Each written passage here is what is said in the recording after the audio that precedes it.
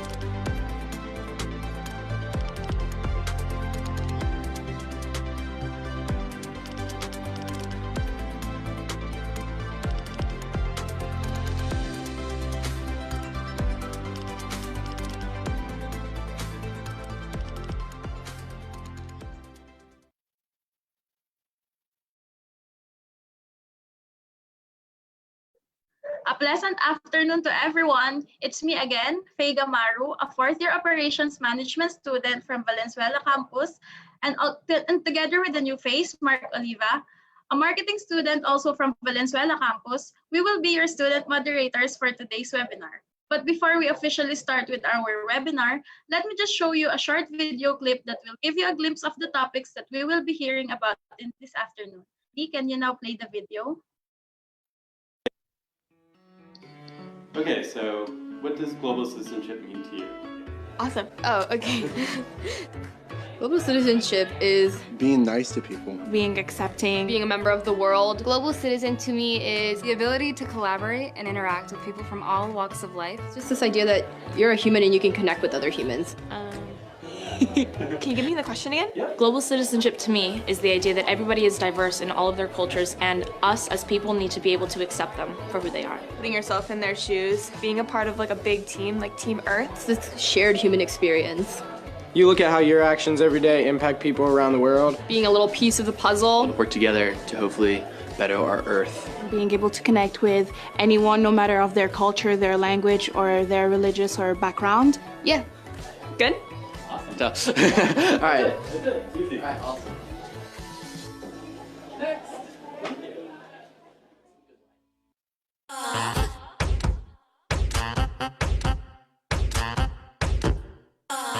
Media used to be straightforward. People produced things like magazines, newspapers, radio, and television, then distributed it to the masses. You were the last link in the chain. Today we have the internet. Not a chain, but a network of digital connections, with no beginning and no end. But there's one thing about media that hasn't changed over the years. Media are constructions. Media are created largely for social, political, or commercial purposes, to sell products or services, values or ideals to you, your family, and your friends. Our digitally connected world is constantly transforming the way we play, learn, and interact with each other. Digital media are getting more sophisticated and harder to navigate. To survive and thrive in a networked digital age, you need to know and understand how to access digital media, analyze it, evaluate it, and produce it. Be aware and be smart. Digital Media Smart. Think of the different digital media you use. Identify who made them, how they work, and how they make money for their creators.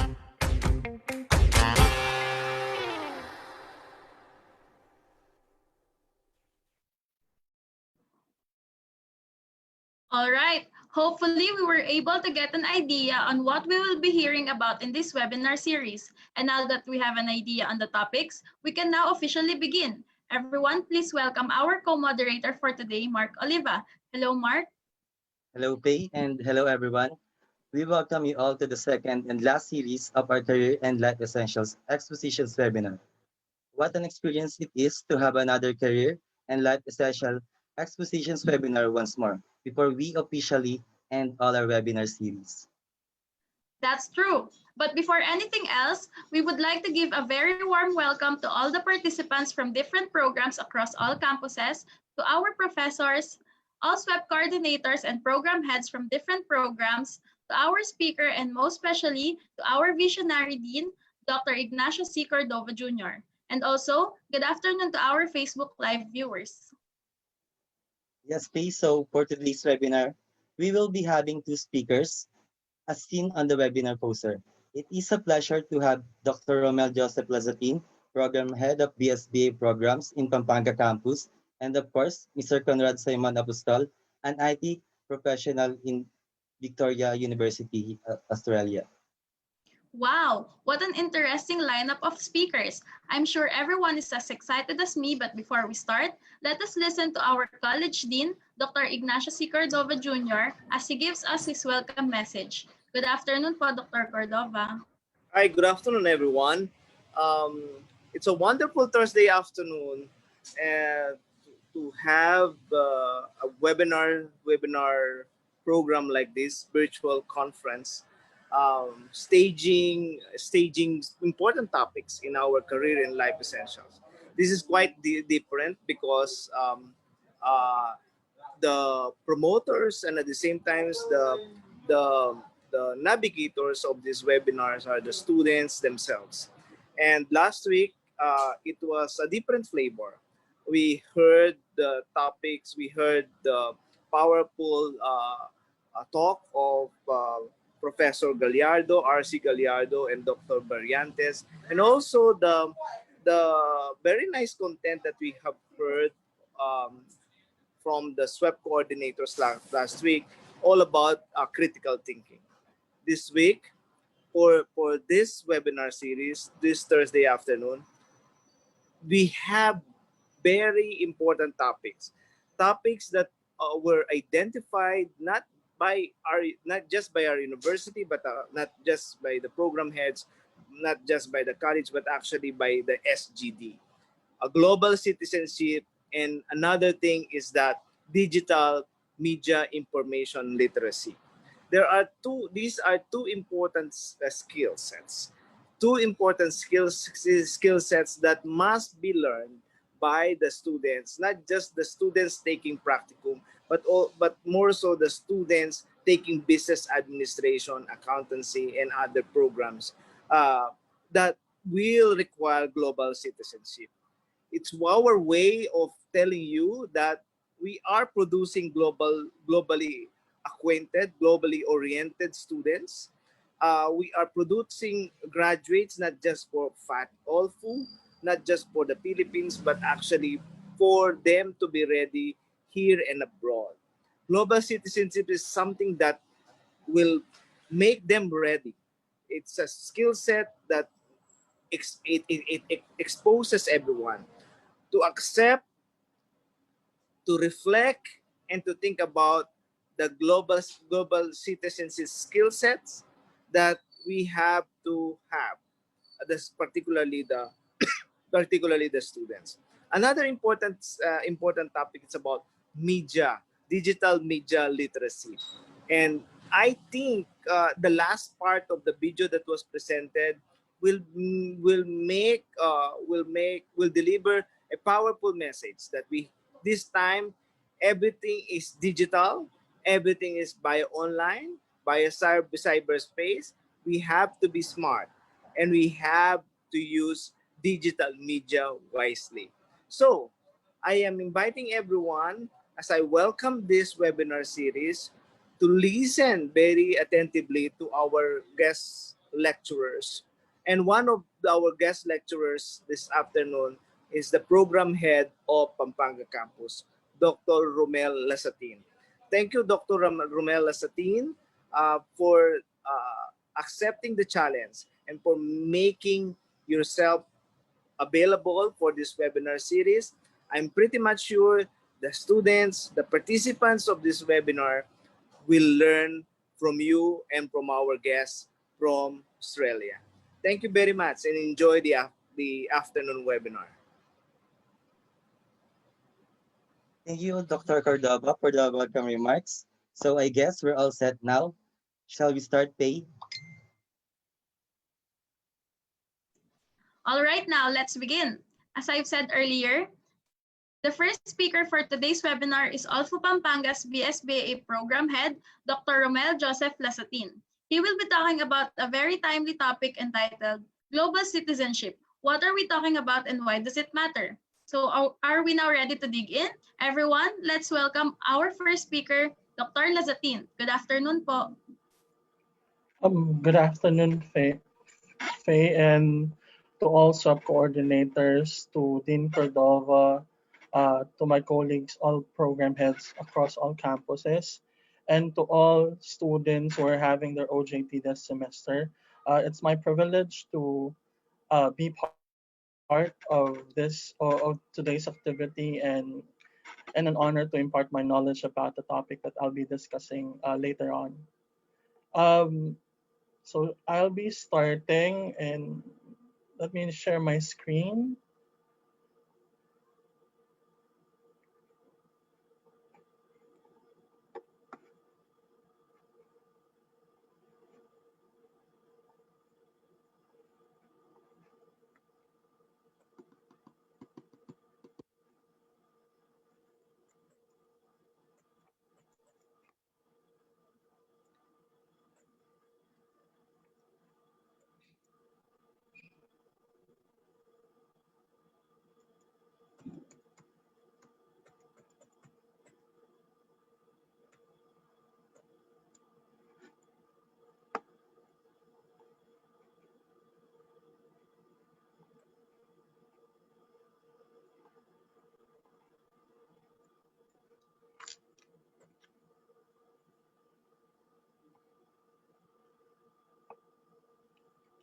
Can you see my screen now? Is it okay? Yes po. Yes, po. Yes po. Okay. So I'll be talking about this afternoon is about global citizenship. Okay. It's more related to in all subjects of across all programs or major of the BSBA program should be directly connected with social responsibility and good governance. But this is not just it. Later on, we would dig deeper on how this is a very important skill, not just to any individual, but also soon to be business leader of our country and the world. Okay. Now, before we proceed in discussing global citizenship, we need to know key characteristics and qualities to help us achieve this state. Okay? It's a state because we not everyone is ready or have this particular skill set, okay, in their repertoire of how they deal with people or how they deal with the world. Okay? So I would like to start with the characteristics and qualities first before I proceed with the definition of what is global citizenship. Okay? Now I had this in my research about global citizenship. So this particular diagram was created in a research done in Lithuania and Europe. There are 3 countries who participated in this particular paper, assessing global citizenship of countries in Lithuania and Belgium. Okay? So we have here 9 key characteristics of a global citizen. Okay? So a global citizen should be tolerant. Okay? Tolerant, probably this would be the simplest characteristic that you may have or you should have in gaining this particular skill. Tolerant of the things that exist around you. You have to remember you're not just that individual that exists in the world. There are other things that also important similar to you. Okay? And then we have here respectful for every human being. Okay? In relation to tolerant, okay, when we tolerate people, okay, when we tolerate certain things that is happening around us, we are also giving respect to human beings. Okay? And in respecting or with respect to human beings, in one way of doing that is we respect their rights. Okay? I know we know for a fact there are several rights of a human person. Okay? And all of that aspect we have to embrace in terms of respecting them. Okay? Anticipated towards making a difference. Uh, this is what lacks, or what this is what is lacking to most people, okay? Uh, Especially to the millennials and those people who are part of the Generation Z, okay?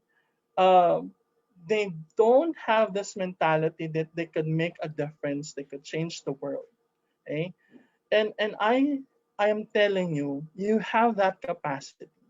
Okay? You have that capacity that in your own little way, you can make a difference. Have that mentality every day when you wake up in the morning. Please have that mantra that you can make a difference. Okay? And then having that mindset, that you can make a difference, that would empower you, or that would fuel you to be motivated, to act on the things that you need to do to be successful. Not just being successful for your own sake, but being successful for others. Okay? And then be open-minded. Open-minded to change. Change is for the better. That how cliche it is, it's still effective that you have to be open-minded to change. And then be patient. Not all things happen instantly. Okay? You have to wait. In waiting, you have to harness whatever skill set that you have. And then later on, when you're given that opportunity, it's time to act, and you have waited, and it would be worthwhile. The wait would be worth it. Okay? And then you have to be courageous. Okay? Have that little faith. Believe in your capabilities. Okay? And then you have to be committed to more than just a global, or to a more just and global society. I would like to make emphasis on the word just. Okay? Again, in respecting human beings and in respecting human rights, you have to be fair with everyone. Okay? Regardless, uh, regardless of their ethnicity or where they came from in the society, you have to be just. And not just being just with your Filipinos, you have to be just with the world, everyone. Okay? So those are the key characteristics of a global citizen. Okay? That's according to our research done in Lithuania and in Europe. Okay? And I agree with them, okay, that you have to have all these 9 characteristics to be a global citizen. Okay, now let's proceed. One quality of being globally aware or being a global citizen is to be self-aware or to have self-awareness. But you have to remember, self-awareness is the most difficult to attain for individuals. Why? Why do you think it's the most difficult quality to improve or to have? Because you have to understand your strength, your weaknesses, values, and the worldview. So it's not just making a SWOT analysis about yourself, but also learning about the world. And not all of us have this capacity to know our weaknesses, because some people are so proud of themselves that they only see their strength, and that's making them blind about certain things. They do not appreciate certain things about the world because they only have one viewpoint about themselves. Okay? If you're particular with the Joe Harris window, okay, like in our high school days, we learn about the Joe Harris window. It's about us in four quadrants knowing things about us, and people know about us, and we also have that blind spot that other people don't know about us, and uh, yourself as well do not know about it. Okay, so in developing self-awareness, I would suggest that you have to um, analyze, evaluate yourself once in a while, okay? Before you ask someone if before you ask an apology from someone else, make sure that you assess yourself that you did not make any mistake first. Because having that mentality of being correct all the time, we demand an apology, but we cannot make an apology. How ironic, right? So we have to be self-checking. We have to know if we did something wrong and we could correct it right away. Self-aware. And that is one part of being globally aware, okay? And being understanding of other people. Okay? Now, do you have those characteristics and qualities? Okay? Soon, like in months time or probably next month you'll be graduating. Now I would like to ask you, in the discussions that I had prior to this question, do you have those characteristics? Okay? Are you aware of the things that is happening around us? Okay? Can you make a difference? Okay? Are you motivated? Okay? So answer the question. Try to assess, and in answering that question, it helps you to be self-aware. And eventually you will lead to that state of being globally aware. Okay? Now let's go to the gritty part of the discussion. Okay? Let's try to define what is global citizenship. I was a bit close in showing the same video that you shown before uh, before this talk, or before I discuss global citizenship, because I was able to able to see that in YouTube as well. Buti na lang hindi ko siya plinay, or I did not put it as part of my presentation. Now let's try to read the definition of what is global citizenship. So it is a way of living that recognizes our world as an increasingly complex web and connections and interdependencies, one in which our choices and actions may have repercussions for people and communities locally, nationally, and internationally. So meaning that our actions might affect other people, that the world, everyone is connected. Therefore, we should be mindful of our actions. Okay? We should be aware of the things that is happening for us to adjust, recalibrate our ways in doing our daily undertakings, not to be, well, negatively impacting others, but rather positively impacting others. Okay? So that's the definition of global citizenship based on ideasforum.org.uk. Okay? And let's try to continue in defining what is global citizenship. So global citizenship nurtures personal respect and respect for others, whether they live wherever they live. It encourages individuals to think deeply and critically about what is equitable and just, and what will minimize harm to our planet. Now, you have to remember, we're not just doing this for other individuals, but we are also doing this for our planet, the world. Okay? That's a bigger inspiration for us to do positively with other people, because it's affecting the world or our planet as well. Okay? Exploring global citizenship. Exploring global citizenship helps learners grow more confident in standing up for their beliefs. Okay? Uh, I also observe that unlike in my generation, I argue with my professors. Okay? But in this particular time, intellectual argument or intellectual conversation is missing with student and teachers discussion. Why?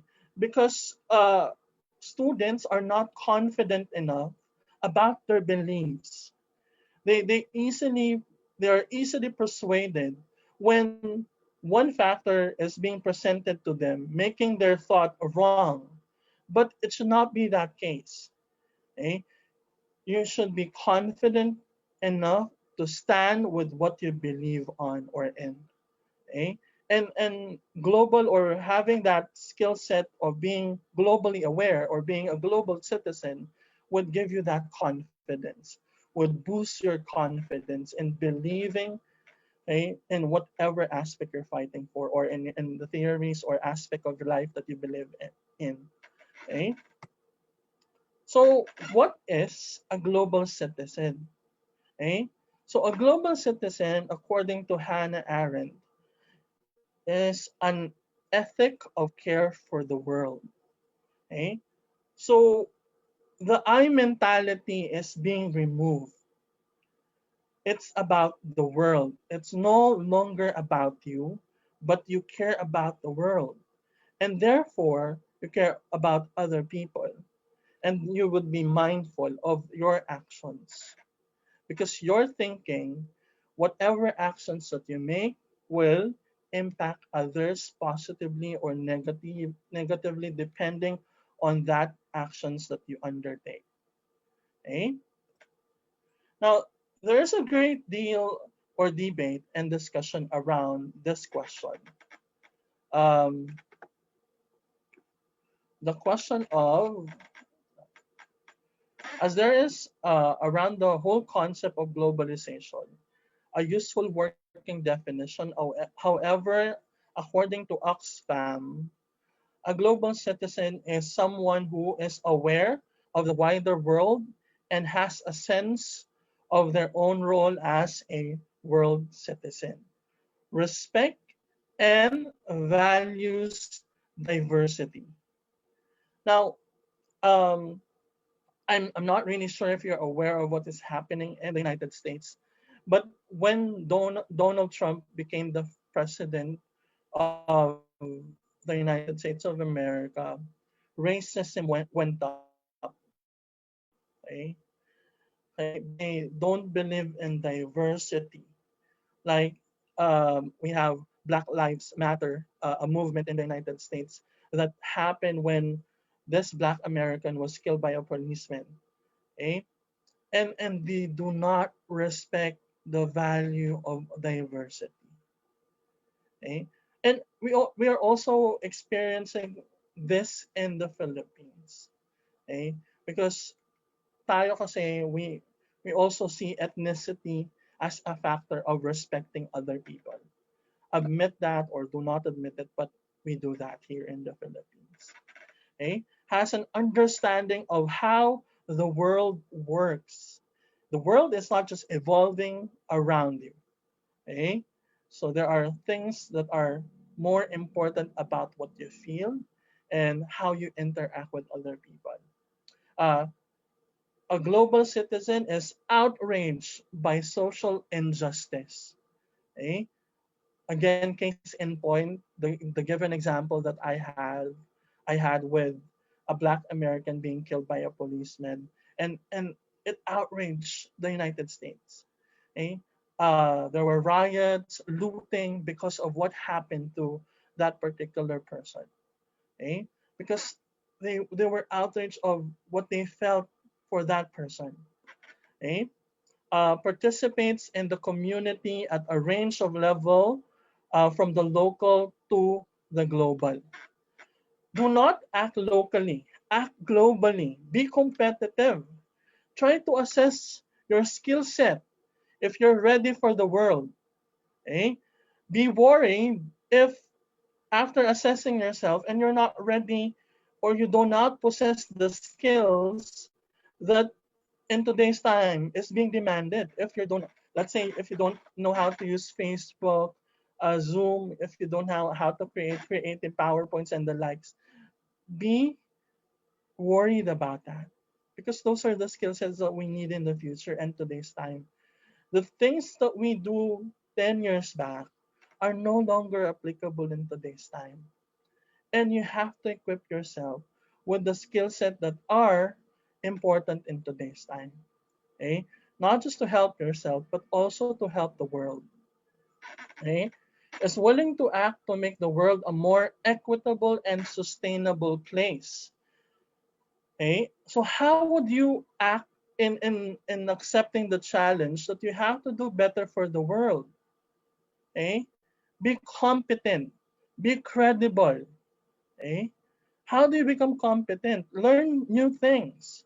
Do not be confined or be happy with the things that you know right now. Explore. Okay? And that would help you to be more equitable and help in terms of sustainability. Okay? Takes responsibility for their action. Okay? Again, if you commit mistake, own that mistake. Okay? The difference of just owning that mistake is correcting your mistake. Do not just end, okay, or stop in accepting or admitting your mistake, but you have to do something about it. Correct the mistake that you have committed, and that would make you a better person. Not just the manner on how you correct it, but have that humility in accepting that you committed a mistake. Okay? Now, why is global citizenship education is needed? Education must be not only a transmission of culture, but also a provider of alternative views of the world and strengthening or strengthener of skills to explore them. Okay? That's according to Jerome Brunner. Now, what we're doing right now is addressing the issues we have with education. Gone are the days that we just lecture.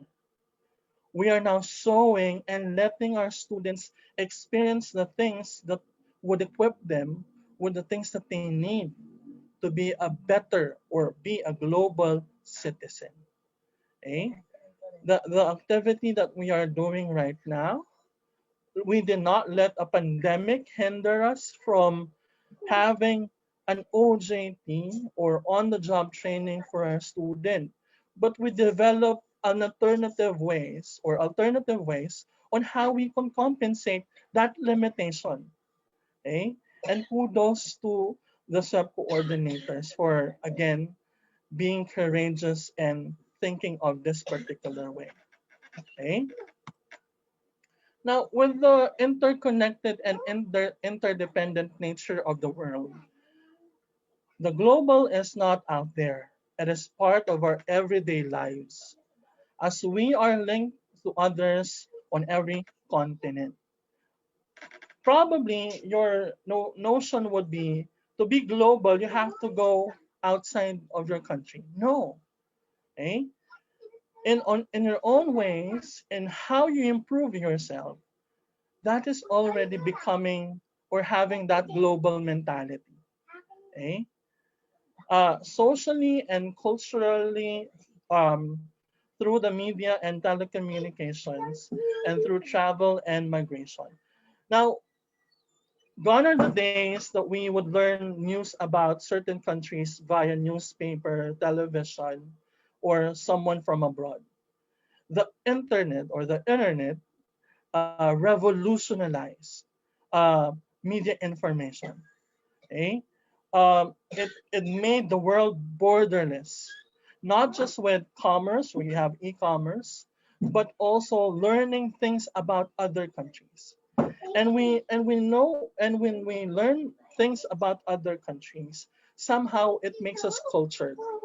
And when we are cultured, eh, we know how to react on certain things. And again, that is being globally aware or being a global citizen.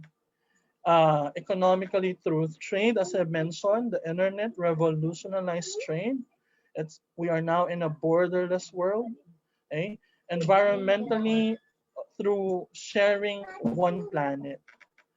Um, the Philippines started being going green after Ondoy. Eh? I don't know if you agree, but Ondoy made an impact on how we uh, treat the environment. That was the time, the kick-off time, when LGUs are passing city ordinances banning plastic. Okay? If you notice, let's say in Quezon City, I had experience using a straw, a paper straw for Starbucks. Kahit lasang papel yung drink mo, tinitiis mo. Because again, you don't want to be flooded or you don't want to experience flood again.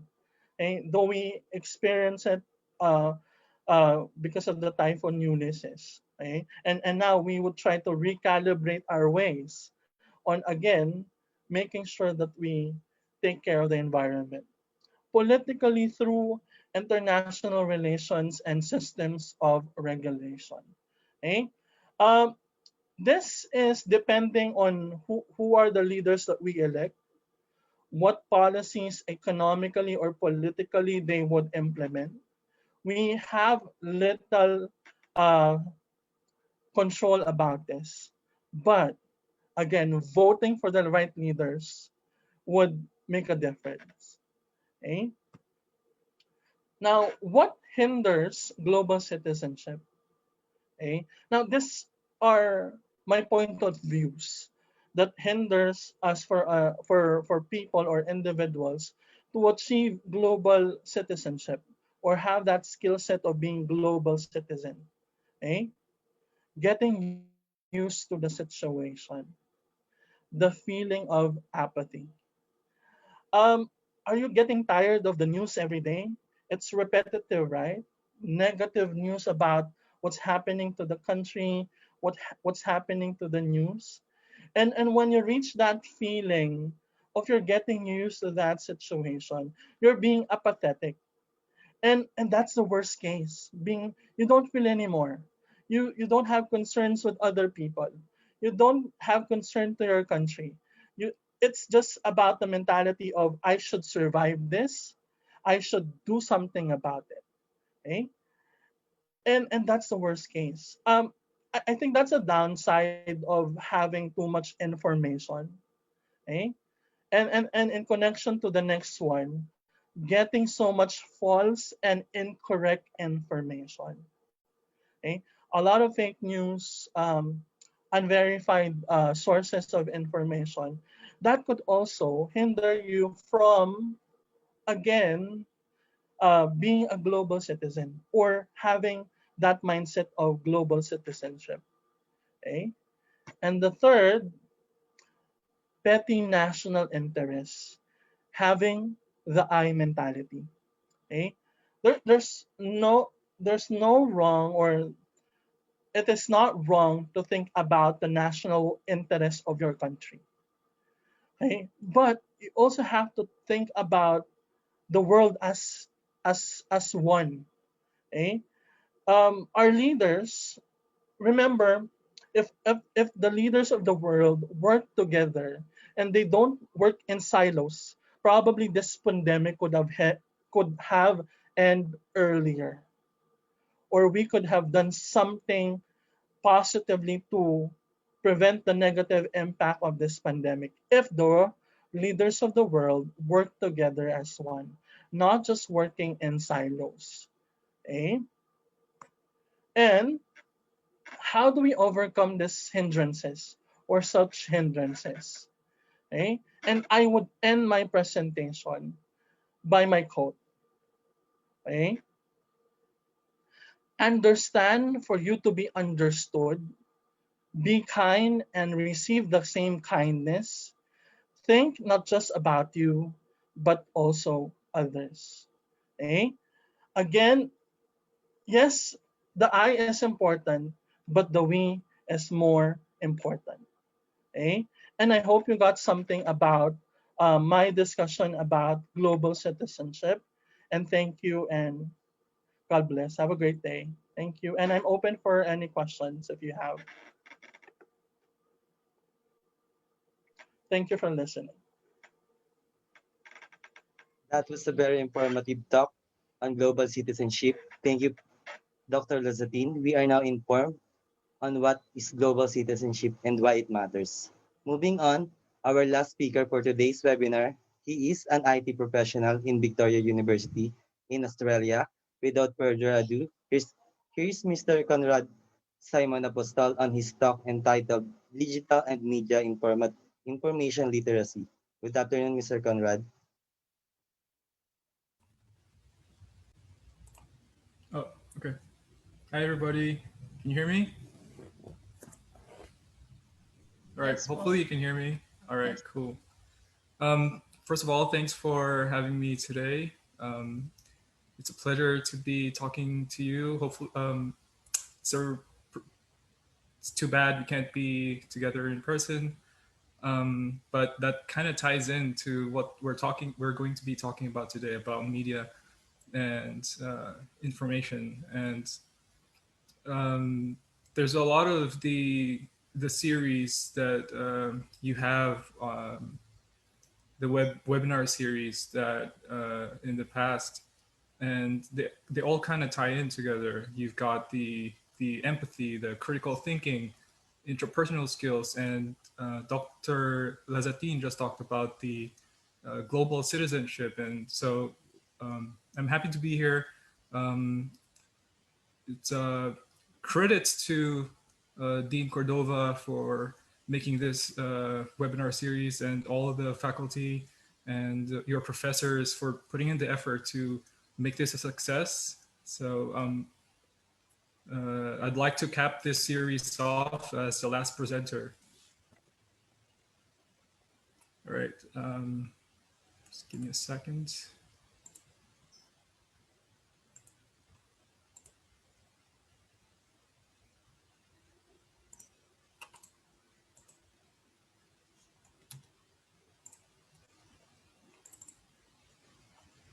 All right, so I've started sharing my screen. So can you see my presentation?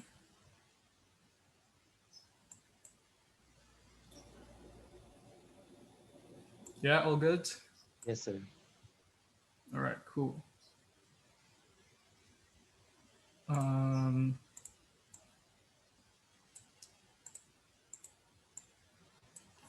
All right, so my name is Conrad. I'm a cybersecurity student at Victoria University, and I'm learning all these things about the security threats and the risks involved in technology, and I'm also learning about the countermeasures that we can do to protect our data, protect our privacy. But before that, I'm also an experienced IT professional. I worked at consulting firms, Accenture and Hewlett Packard, and throughout my experience working in the IT industry, aside from the technical skills, I've also learned how to be a professional and how to deal with clients. But most importantly, I was exposed to their business and the confidential data at the heart of their company. So a lot of you are going to be starting working soon. You're going to transition from being a student and you're going to enter the workforce.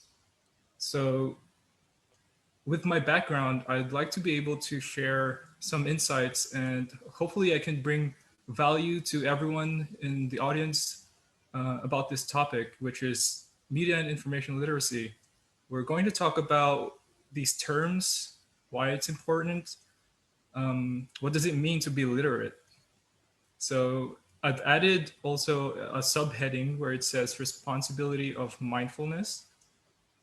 And early on in the introduction, we saw this video clip and it told us to be smart, online smart, something like that. But in this day and age, and Dr. Lazatin actually talked about this, you have to be self-aware, you have to be present, and you have to think about this responsibility that you have now with this technology as business students, accounting students, and you have to be mindful of how you portray yourselves online. And using technology, you're going to be exposed to these things as you enter the workforce.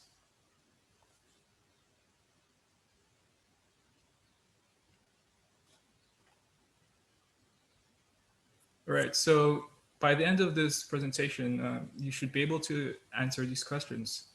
What is media and how does it affect our lives? What is information and why is it important?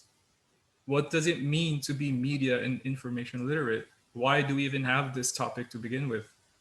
Why do we need to be responsible internet users? And what does it mean to be mindful of our online presence? So we'll talk about all of these things. I've got a lot of things to unpack, so I'm excited to start. So first off, what is information? Can anybody type in on Zoom just really quickly, what do you think information is? How do you define information? So I'm just gonna wait for your response. I'll give you a few seconds. Is anybody typing? Facts, knowledge, data. Right, so all this, they're true. And you mentioned data. So on this next slide, to better explain how data is relevant to information, I'll show you several pictures here. You've got an image of a carton of eggs. You got beans, seaweeds. You got a picture of a cow, a purple yam. You got water, running water, and jackfruit or langka. So without giving you information, what do you think I'm trying to show you here? Can you tell me what do you think I'm trying to show you without giving you information? And you can type that on Zoom if you've got an answer.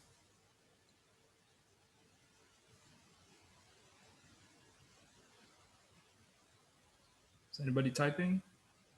What do you think I'm trying to show you? I think all sorts of food, yeah, dairy products. Right, so a lot of you are probably feeling puzzled right now. You don't know what I'm trying to show you. You're feeling frustrated. But these individual pictures, they're just data. And once we process this data, once I tell you that this actually are ingredients to make halo-halo, then it all makes sense. So that's what information is. They're facts.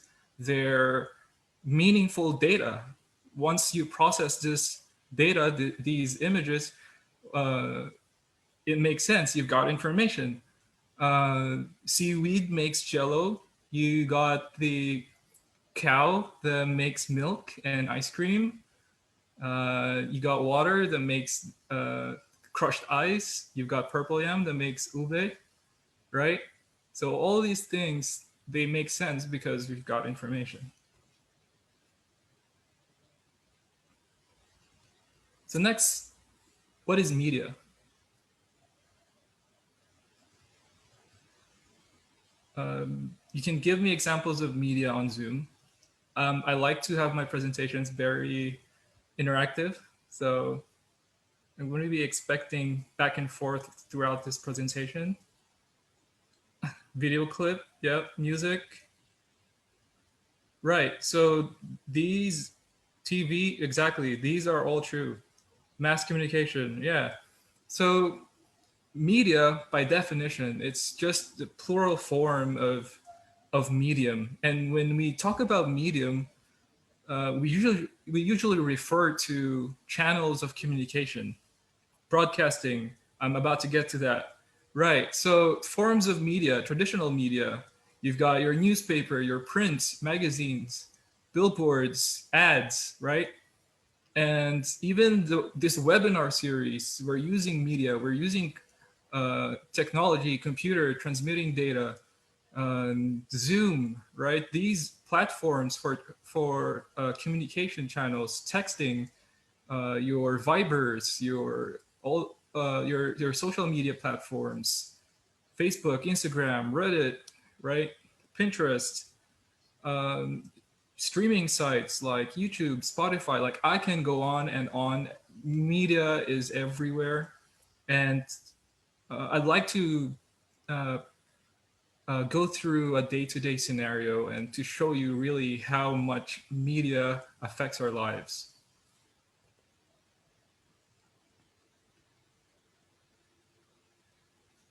So I don't know if I'll be able to see, but I want you to raise your hands every time what I say, you relate to what I say. So raise your hand on Zoom. I'll try to check.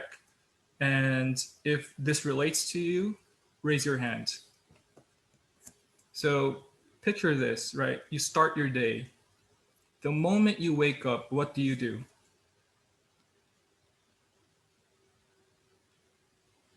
You're reaching for your phone. You're trying to check the notifications. You're trying to check if there's new text messages. Maybe somebody called you. You've got a new email that you're expecting. You've got new likes, new comments on your posts, right?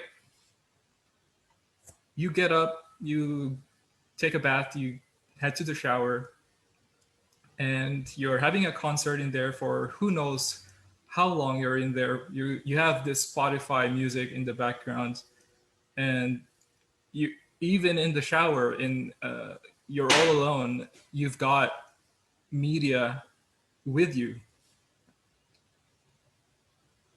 So I don't know if people are raising their hands, but I'm pretty sure people are having concerts in the shower.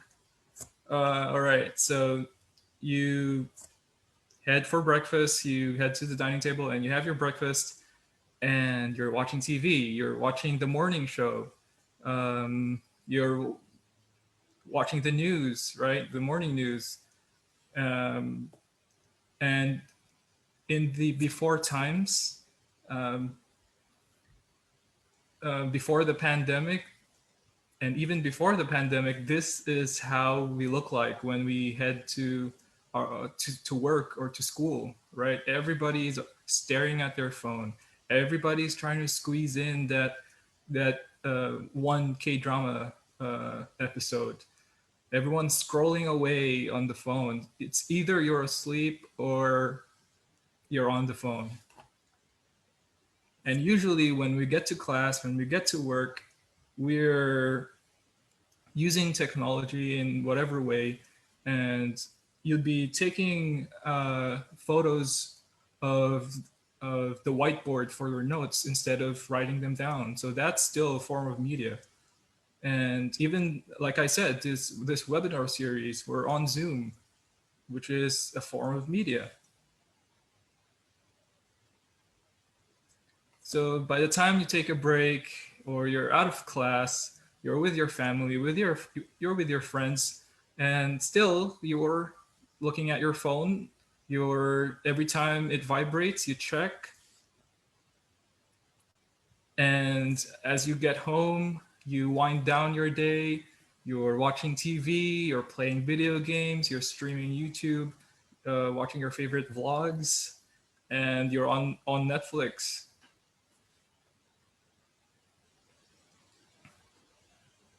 And right until the moment that you're in bed, you're about to sleep, you're still staring at that light source, that screen in front of you, and this is how it looked like.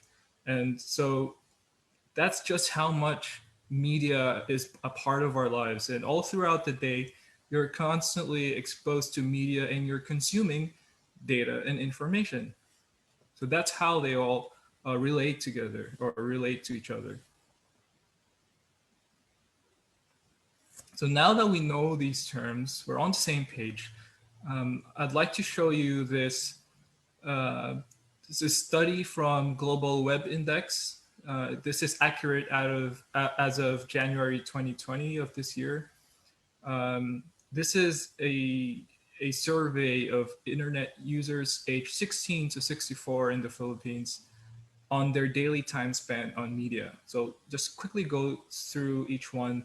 You've got playing video games 1.5 hours. You've got using just social media and watching videos around 4 hours.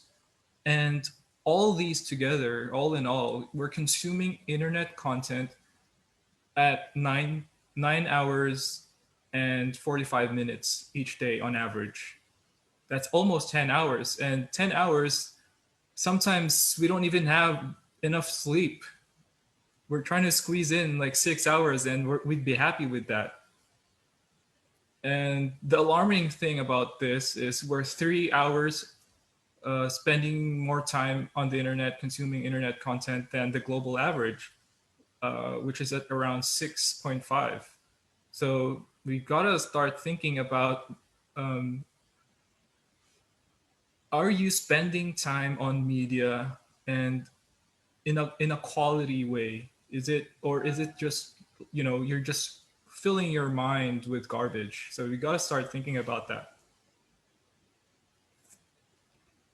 So I want to talk about how this habit, if we continue with this trend, how can it affect us? And we've got 3 ways.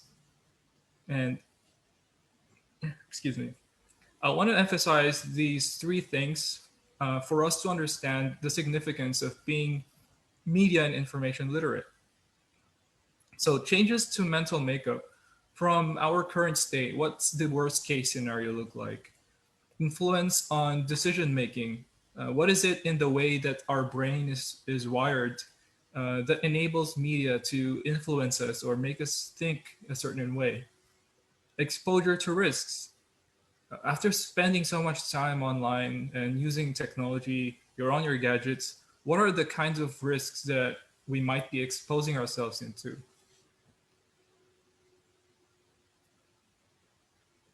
So changes to mental makeup. There's this quote that I saw from the Social Dilemma documentary on Netflix, and it's from Dr. Tufte. He is a former, the advisor to former US President Barack Obama, and he's one of the pioneers on data visualization. And he said this: there are only 2 industries that call their users, or their customers, users. That's illegal drugs and software. And if you think about it, you've got these experts, these data analysts, these researchers, and they've designed these platforms to keep your attention on the screen as much as possible. And so far, I think they're winning. And this is similar to how drug might work, where the person might keep coming back to that drug. So here, I'll try to show you what I mean. This is a video clip from a comedy TV show called The Office. And there's these two coworkers who like to prank each other. And the guy in blue, that's Jim. And the other guy in the glasses is Dwight.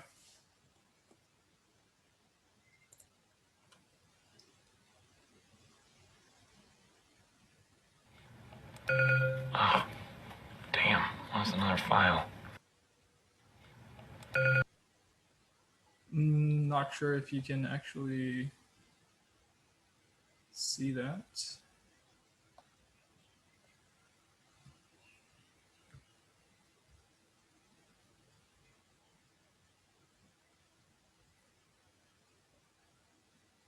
So is it actually playing? Damn, lost another file. Gonna have to reboot again.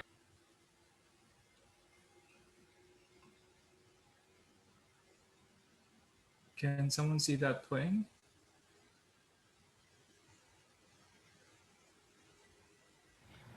Or you can just hear it, but it's not actually playing.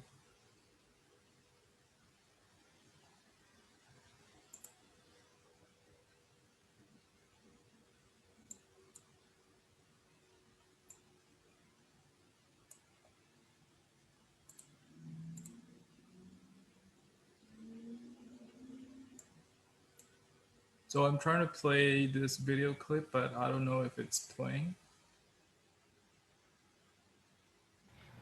Oh, damn, lost another file. Boot again. Hey, Dwight, do you want an Altoid? What do you think? In school, we learned about this scientist who trained dogs to salivate at the sound of a bell by feeding them whenever... All right, let me just try to play that again. Oh, all right, I think it's working. Lost another file. Gonna have to reboot again. Hey, Dwight, do you want an Altoid? What do you think?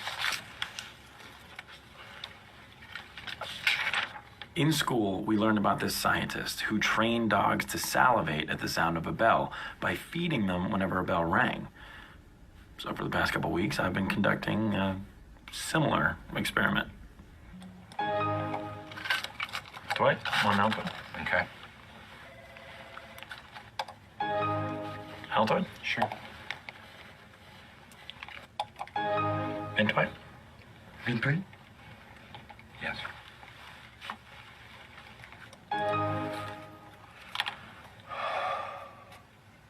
What are you doing? What? I don't know. Well, my mouth tastes so bad all of a sudden.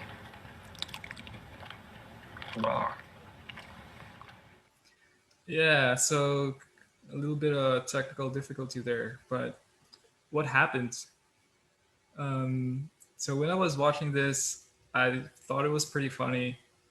I like the show. It's hilarious, but this particular experiment, if we use this to compare it to social media, it's pretty scary. So let's put this into our context here. So we're Dwight, we're the users, and Jim represents social media. And the notification sound and the candy, it's the algorithm that keeps us hooked on always wanting to check our phone. We always want to see right away when someone leaves us a comment or likes our posts. So on the same study by Global Web Index, the data shows that the respondents spent almost 4 hours on social media. That's almost double than the global average. And during the pandemic, 64% of the same respondents said that they're spending even more time. So what would happen if we let this trend continue? So on an article by BBC, they highlighted these six ways that social media can change our mental well-being.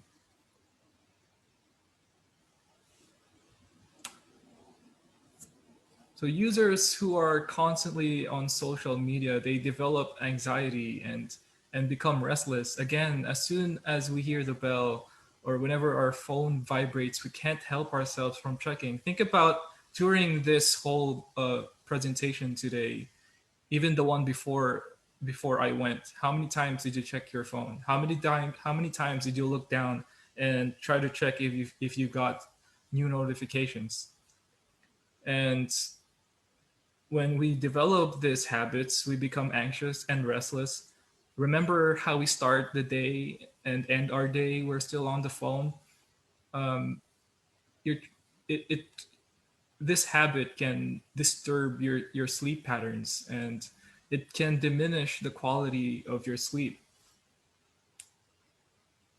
And when you don't have enough sleep, it affects your mood. And we tend to vent our feelings on Twitter.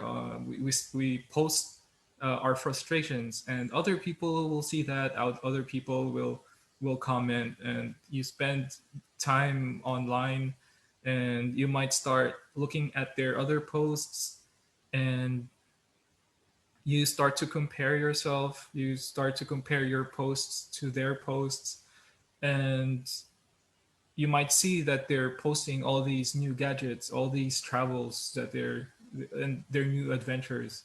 And these might be things that you want, but you don't have. So you'll start feeling some jealousy. And once you become jealous, you start questioning yourself. You might start it might damage your self-esteem, and while you cycle through these four states, at worst you might become depressed. And when you're depressed, you lack motivation, you find it difficult to function day to day, and ultimately it hurts your relationships with your family and your friends. So we understand now that that's how our mental makeup can be affected by spending so much time on media, right? And apart from your mental well-being, media and information can be used to influence your reactions and your thought process. And ultimately, it can influence our decision-making. So I've got another clip for you here. It's from stand-up comedian Russell Peters, where he jokes about how media can steer how we think.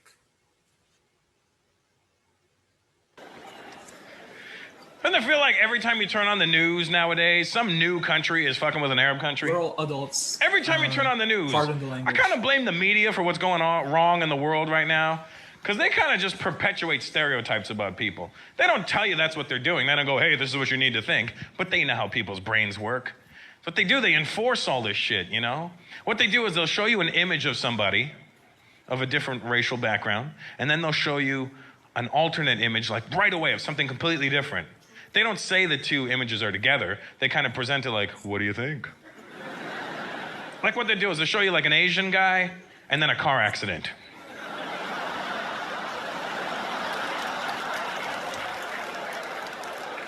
I'll show you an Indian guy and a 7-Eleven. What do you think? I'll show you an Arab guy and an explosion. I knew it, you know.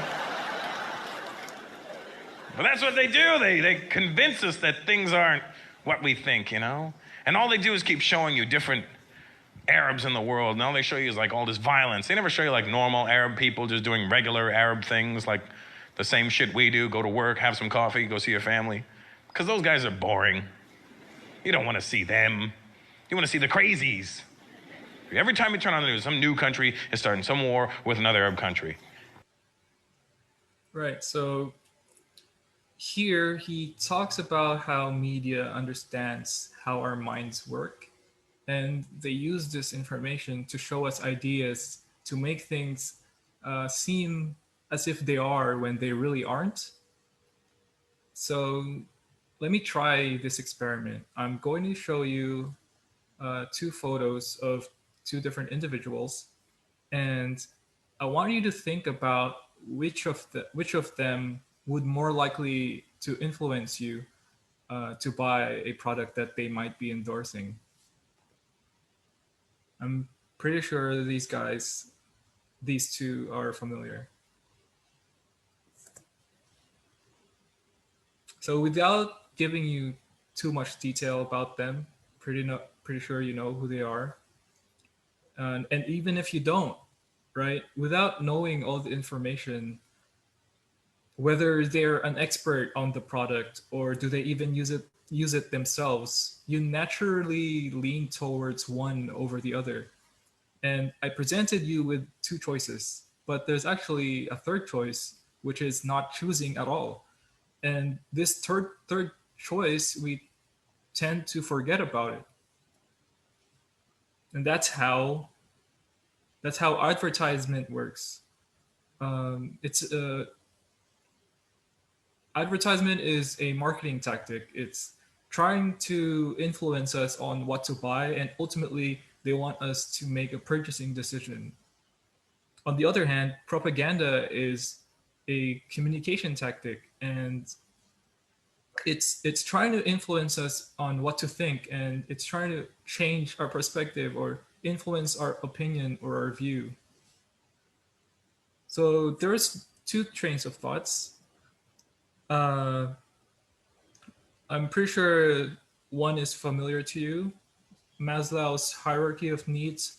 You might have talked about this or discussed this in your business classes. And Abraham Maslow is a psychologist, and he talked about this theory of psychological health predicated by fulfilling your needs. And at the very base level, he talked about your need for food, shelter, water, a sense of security. And on the next level, he talked about your psychological needs, your relationships, your self-esteem brought by your status in life and being successful. And at the very top level, he describes your self-fulfillment and being able to fulfill your purpose in life.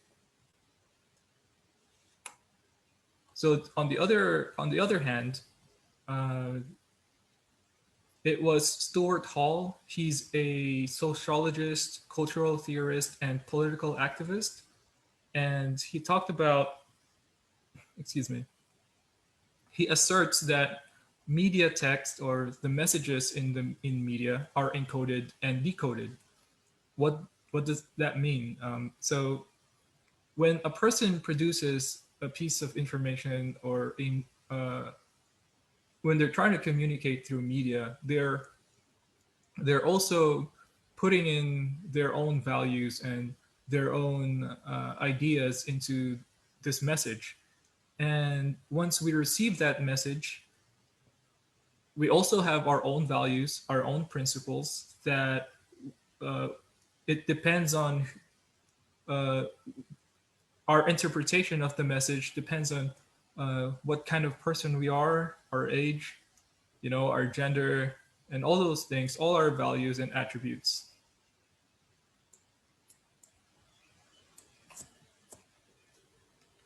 And by understanding these two concepts, media can be designed to actually influence us, and based on our needs and our preferences, our biases, what we value in life, and how we may interpret the message that we receive.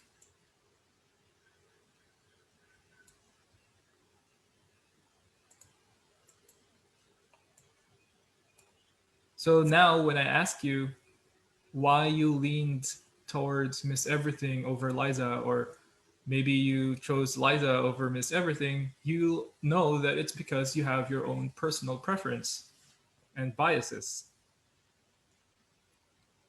So at this point, we know being on social media so much and consuming media can change our mental makeup. We understand that media can be used to influence our decision making, how we develop our biases from our needs, our values, and our experiences.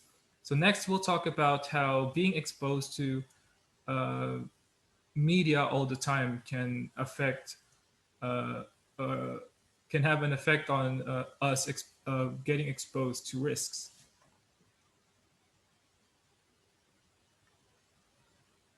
So way back in 2006, Clive Humby, who is a British mathematician and entrepreneur in data science, he coined this phrase. This is more than a decade ago. He said, "Data is the new oil." What does he mean by that? So whenever you create an account on an online platform and you put in your name, your age, your birthday, your email address, your home address, maybe your bank information, sometimes your school, your hobbies, basically everything about you, what you're doing is you're creating a digital footprint. And you do this on average for 5 or more other accounts.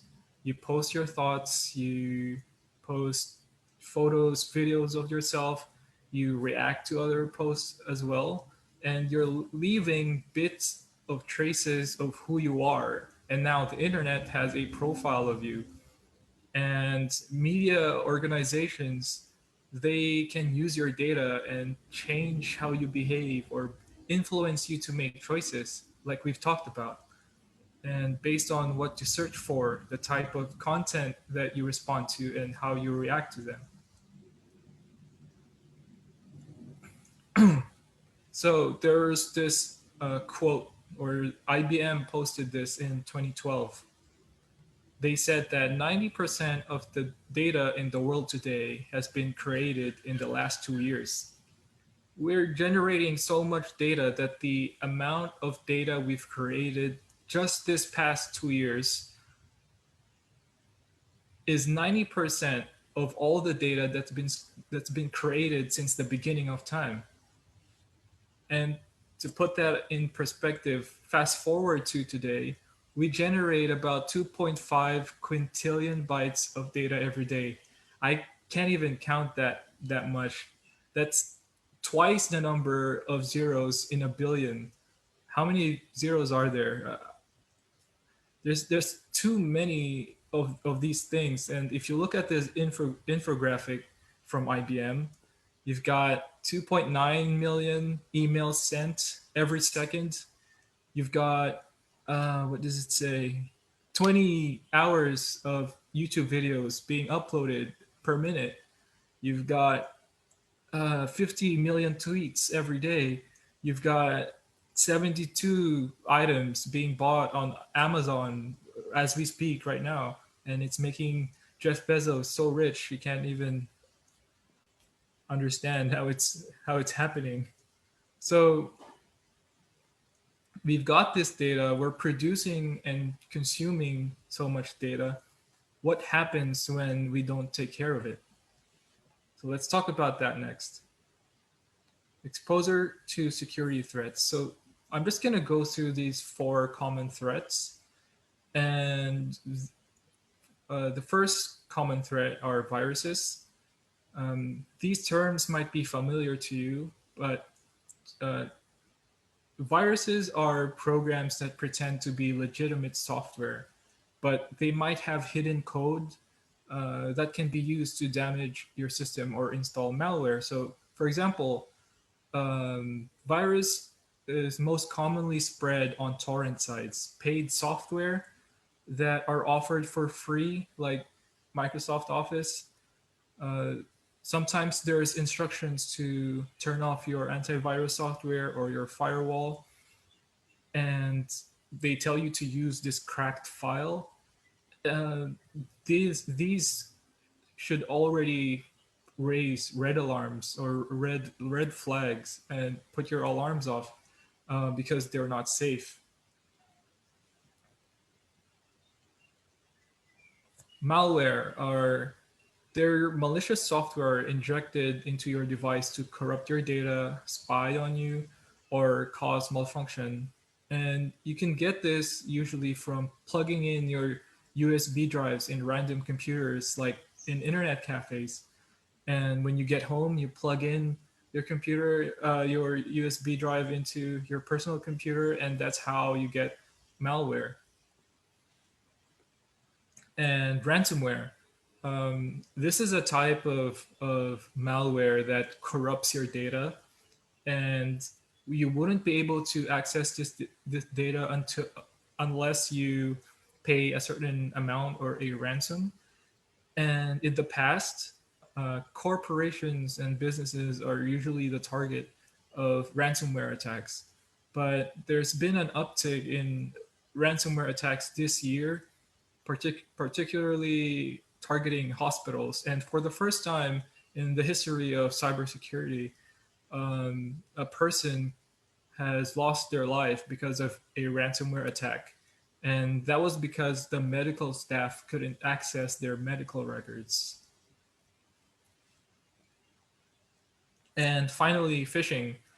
Phishing is when somebody poses a fake text message, an email, or a website as if it was real, and they're just trying to bait you into providing your username and your password. So commonly, they try to get your login and your password or your bank information. So I actually prepared a demonstration. I created a clone of a website that I'll show you.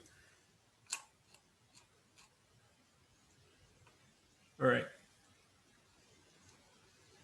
So I'm playing this demo that I did. I've got my listener on the left side, and I've got a web browser on the right side, and I'm just gonna search the university's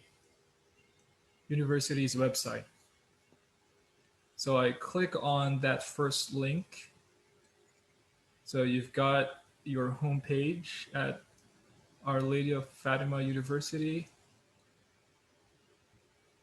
So you've got your options, and I'm going to click on the first link. So the students who are watching this, you're probably familiar with this screen.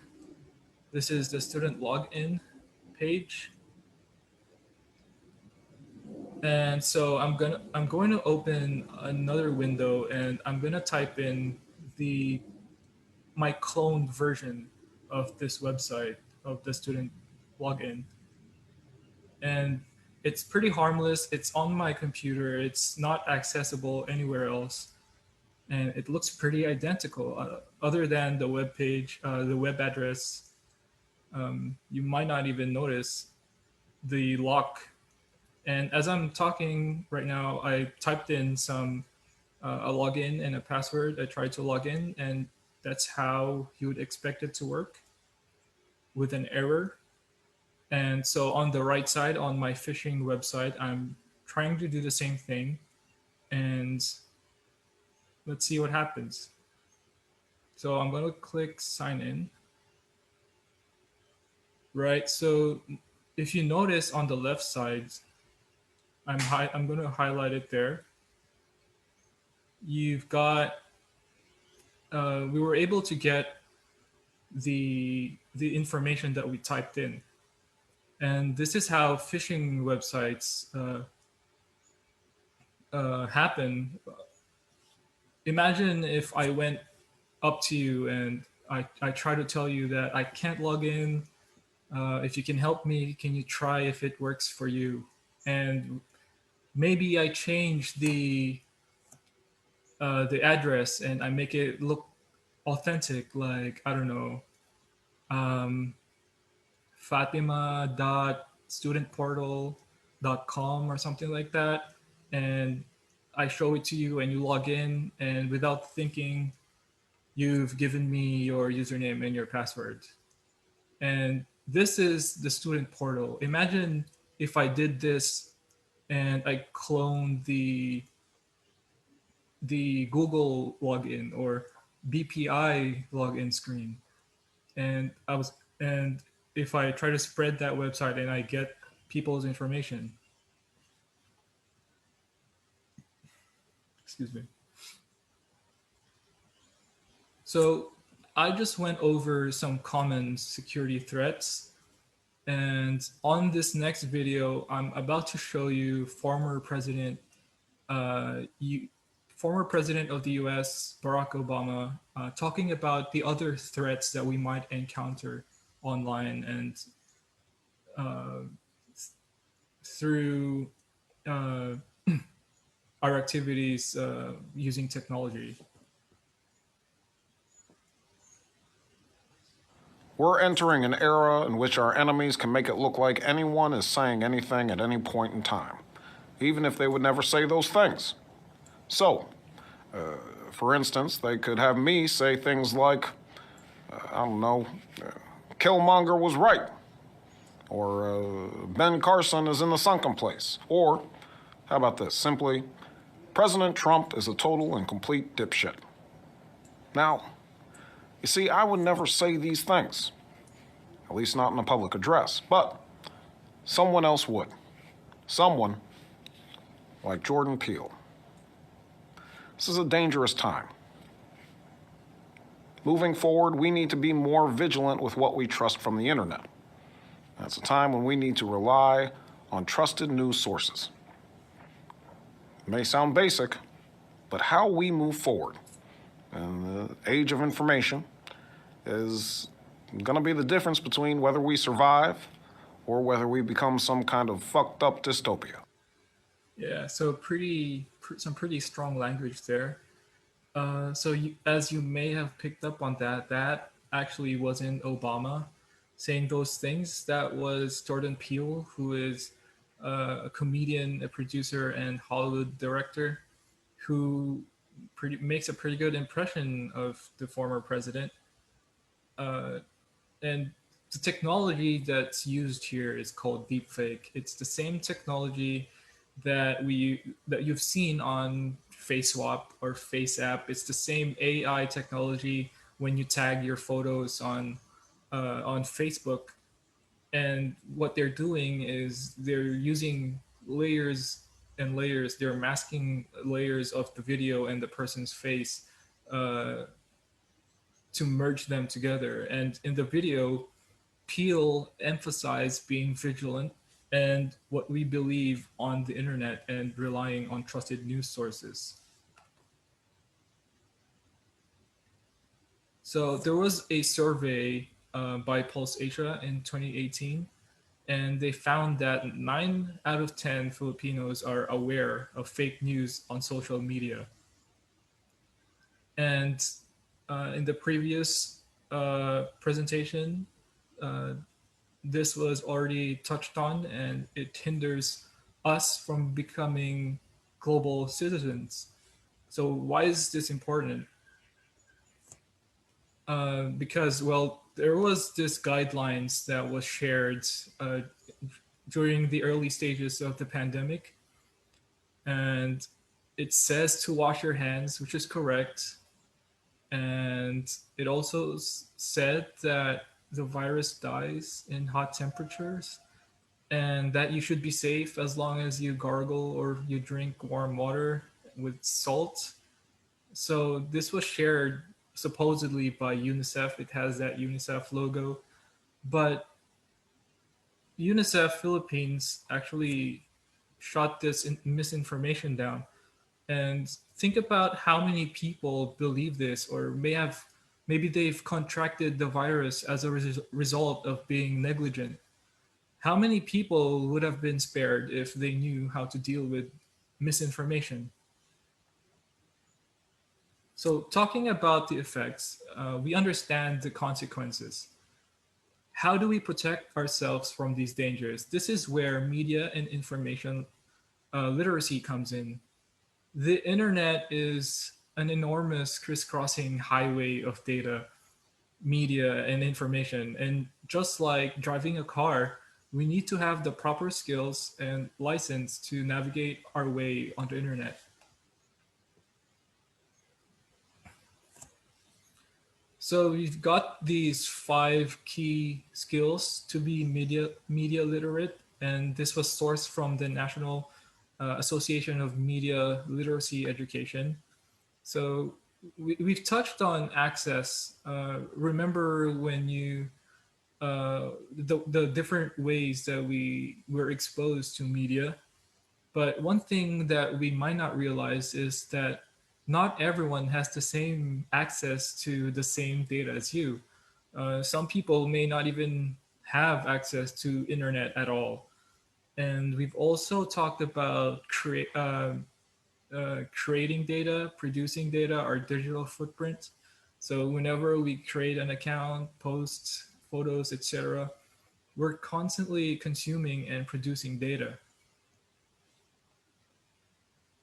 So let's focus now on analyzing and evaluating media and information. So there was this video series by Crash Course on Media Literacy where they reference Renee Hobbs. She is an educator who helped lay out the foundations of media literacy education, and she listed these 5 questions to use as a framework. So while we go through this list, I want you to think about specific examples that may come to your mind. So number 1, who created this message and for what purpose? Think about a restaurant like McDonald's, for example. They might play commercials for a new product because they want you to buy it. Or maybe a charitable organization like Red Cross might advocate for a cause to raise awareness. Number 2, what techniques does it use to attract and hold attention? So when you watch a commercial, they might try to tug on your emotions, and they might try to make you feel a certain way. So you remember them like Globe or Jollibee. And sometimes they might focus on facts and effectiveness like vitamins. What lifestyles, values, and points of view does it depict? So maybe an ad would try to appeal to a younger audience by incorporating video games, or maybe they try to appeal to the workforce by showing individuals who are working hard and enjoying the product like Skyflakes or Biogesic. Number 4, how might different people interpret the message? Think about how you might react to a political ad that reflects similar values as yours versus how your parents might, or your friends, or people with different backgrounds might understand and respond to the same message, going back to Hall's reception theory that we talked about. Number 5, what information is deliberately left out? So when we're reading an article, when we're consuming or we're reading information, is it describing the whole story, or is it about a person or an organization? Are they only emphasizing success, or maybe they're even exaggerating the success? Or are they only focused on the failures? Really think hard about why the source of the article might leave out information and what actually was left out. Based on the same video series, they also mentioned Julie Corio. She's a media literacy scholar, and she listed these 4 points when evaluating media. So number one, relevance.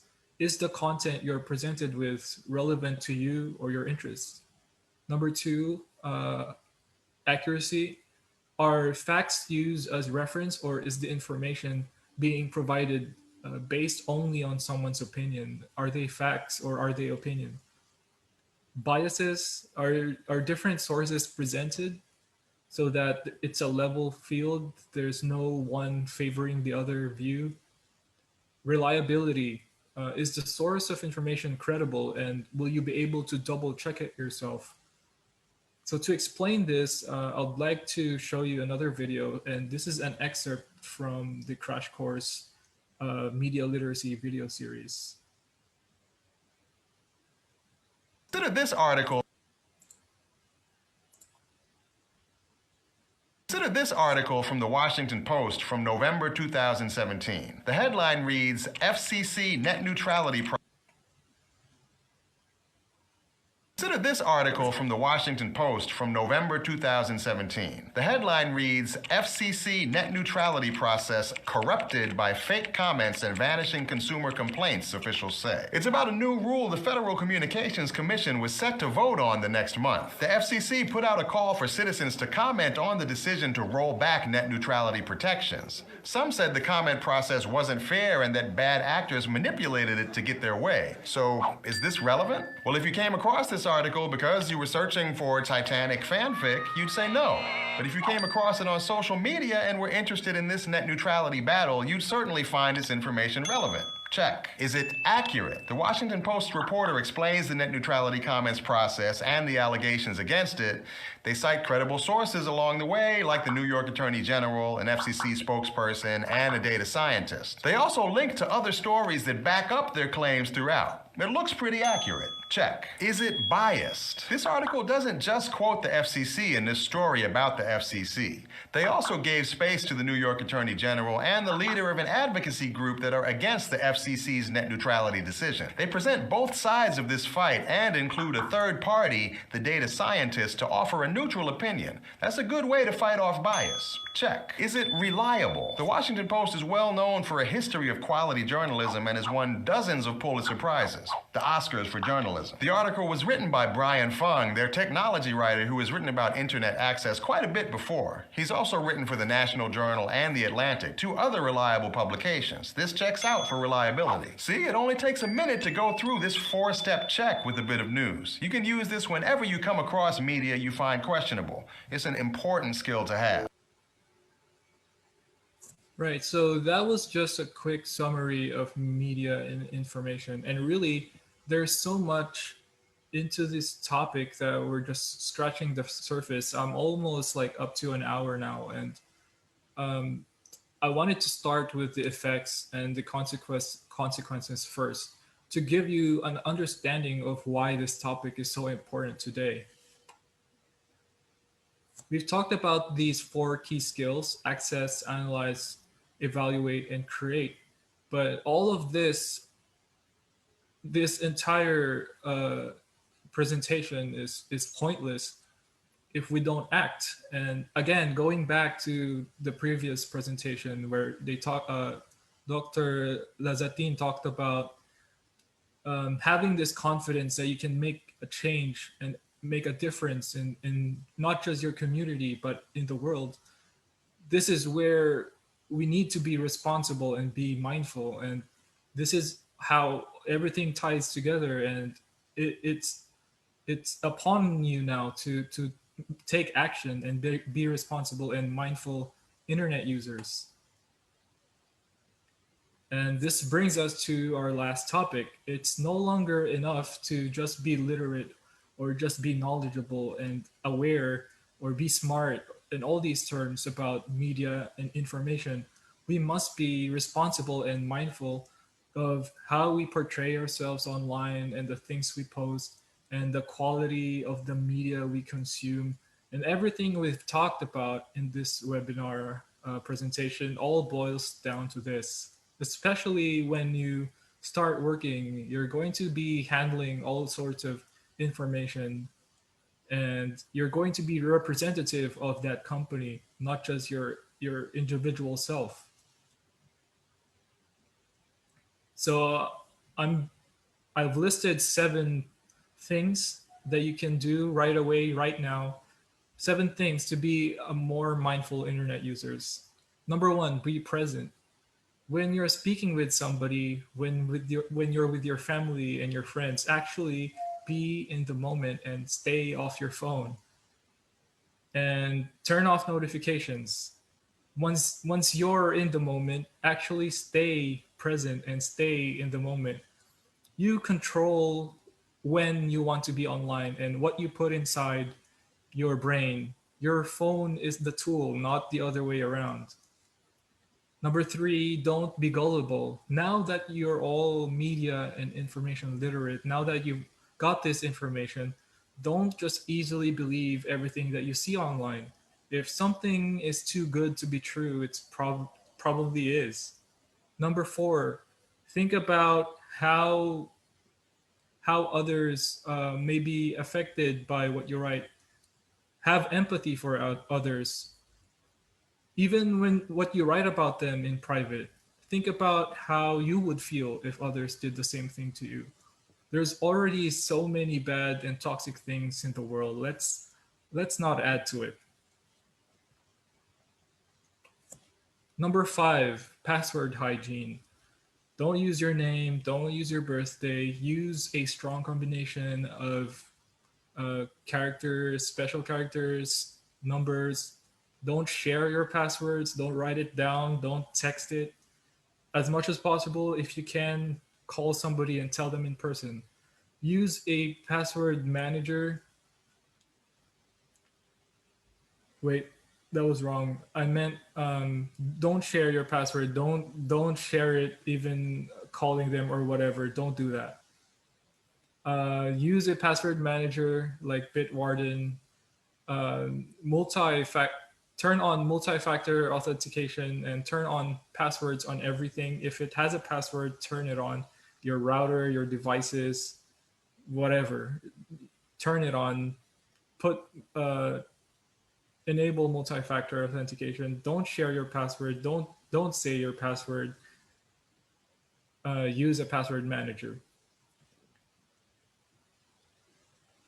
Number 6, be careful of what you share about you. Don't just post everything about you. For example, if you don't need to save your credit card or bank details, remove them after every transaction and pass it forward.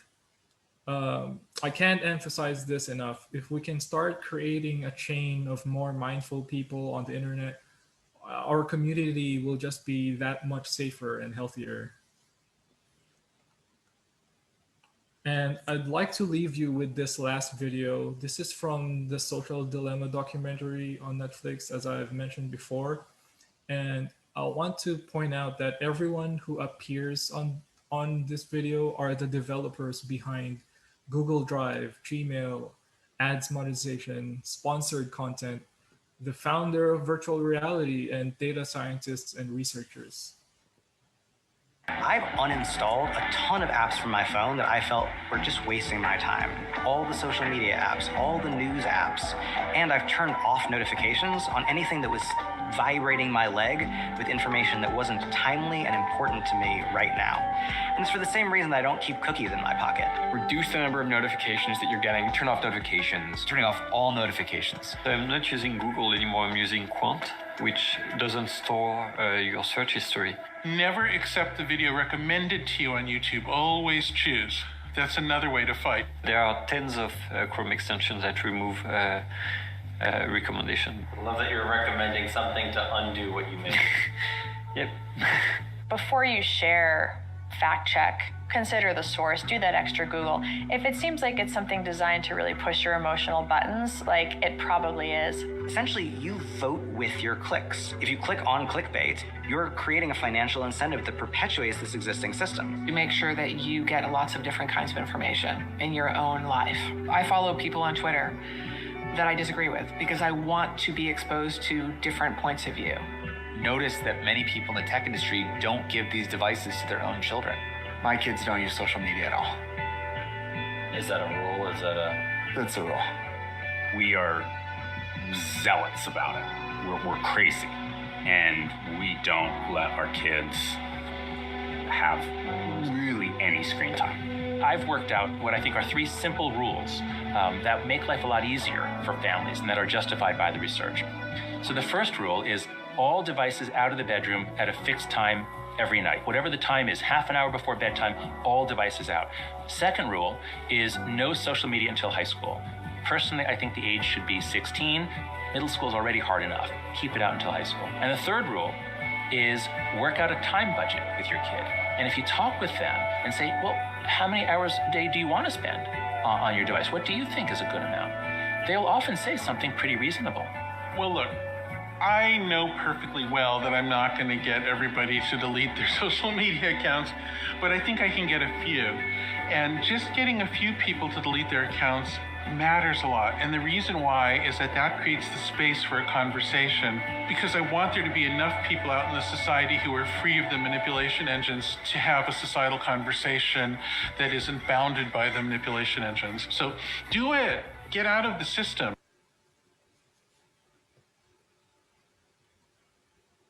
Yeah, so that's pretty much it. Like personally, I've been off Facebook for 4 months now.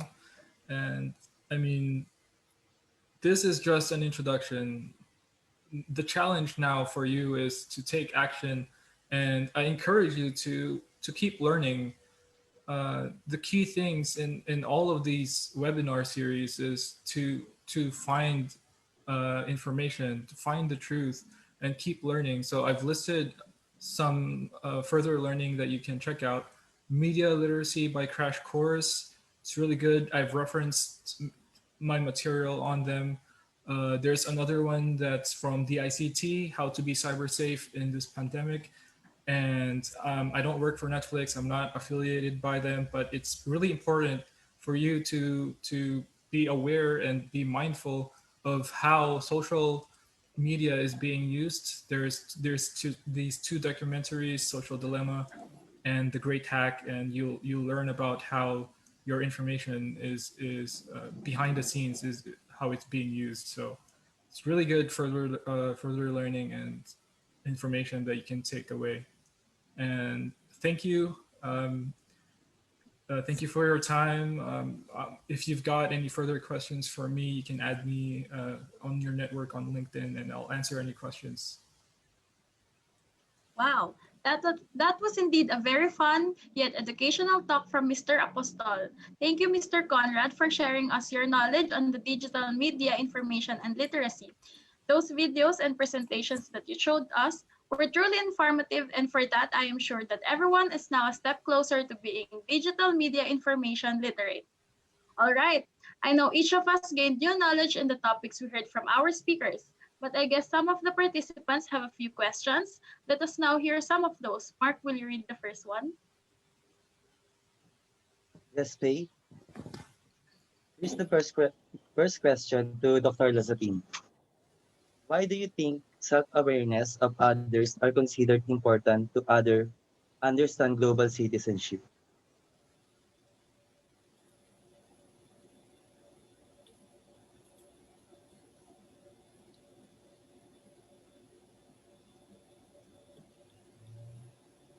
So, Dr. Lazapin.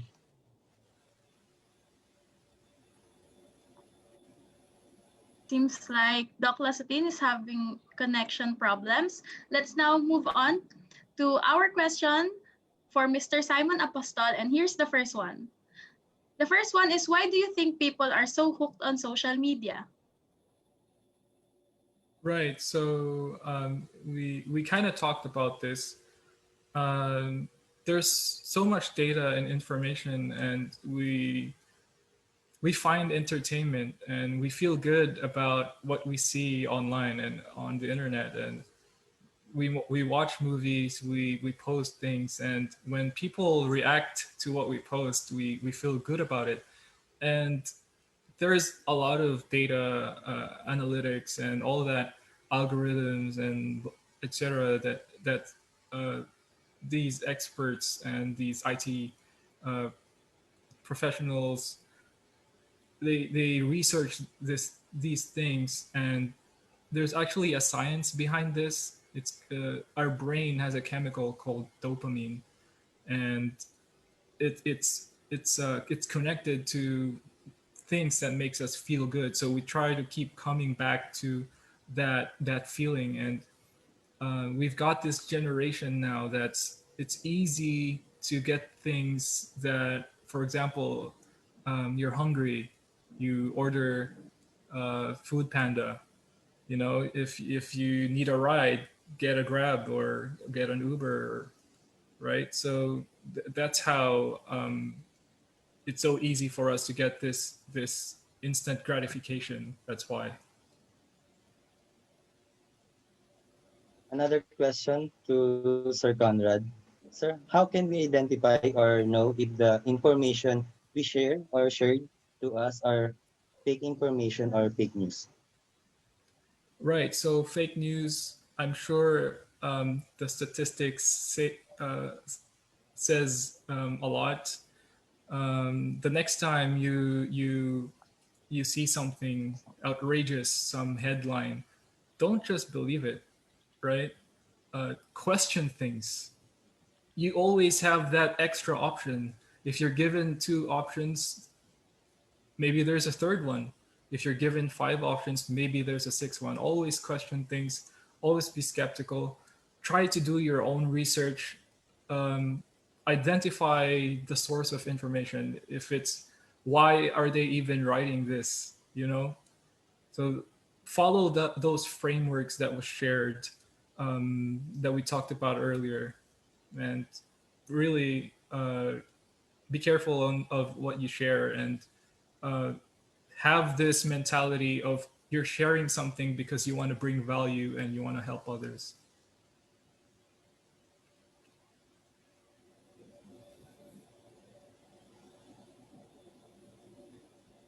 Sorry, for the last question to Mr. Conrad, what do we need to do if our accounts or our computer has been hacked or our security has been invaded? So there's a lot of things you can do in this scenario, but the first thing you've got to do is don't panic. Uh, you try to retrace your steps. Why were you compromised? You take evidences, you take screenshots, and if it's in a work environment, if it's in your school, if it's your personal account, try to report it. Try to report it to the IT personnel or your IT support. Report it to Google or whatever. You know, try, and once you recover your account, um, don't use the same passwords, right? Don't write your passwords. Don't share it, and use different combinations and use strong passwords. That's the main thing. Thank you, Mr. Thank you, Mr. Conrad, for answering my all the questions. All right. Uh, Maybe Dr. Lazatine is now here. Okay, I'm sorry about that. I got disconnected. Okay, sir. Sir, the first question, sir, is why do you think self-awareness of others are considered important to understand global citizenship? I think I was able to answer that with uh, a while back when I was discussing self-awareness. It's a key element or a key quality in being globally aware or having that skill set of global citizenship, right? Because when you can assess yourself, okay, the strength, the weaknesses, and knowing what's around you, uh, you can easily, again, recalibrate the things that you do to positively impact others rather than negatively. Thank you, Dr. Lazatine, for that answer. We have another question for you. Why is sustainable development, human rights, gender equality, etc., are being considered when we are talking about global citizenship? I think it's the sense of being inclusive, Okay, if you're being part of the greater society, the things that you mentioned are, well, are things or issues that we face right now. Let's say gender equality, the LGBT community having the same right as other people. Okay, so that sense of inclusivity or being inclusive to the greater society would have impact on those particular aspects or portion of the society that you mentioned. Okay? And that is where global citizenship comes in helping resolve those issues. Last question, Doc Lazatin. What makes you think we can end extreme poverty? I think we cannot. We cannot end extreme poverty. I'm telling you the truth. Okay? Because if we could have ended, we could have done that on the earlier state of our existence as human beings. Um, I would tell you butterflies, flowers about ending poverty or extreme poverty, but I'll be lying. Okay? With the things that we are doing right now, with the things that our leaders are doing right now, there is no chance that we could end extreme poverty. But there's still hope if, again, we would have that sense of being global citizens and we would do our part, to change for the better, we might have a chance in ending it extreme poverty. But at this point of time, there's no way we could end it. Thank you, Dr. Lazatin, for answering all the questions on global citizenship. All right, Faye, shall we now move on to the presentation of the certificates of appreciation to our beloved speakers? Yes, of course. Our Lady of Fatima University College of Business and Accountancy Supervised Work Experience Program is hereby presenting this certificate of appreciation to Dr. Romel Joseph Lasatin in grateful recognition of his expertise as resource speaker on Supervised Work Experience Program in the Online Career and Life Essentials Expositions dubbed as Global Citizenship. What are we talking about and why does it matter? Given this 26th day of November 2020 at Our Lady of Fatima University, signed by our College Dean, Dr. Ignacio C. Cordova Jr.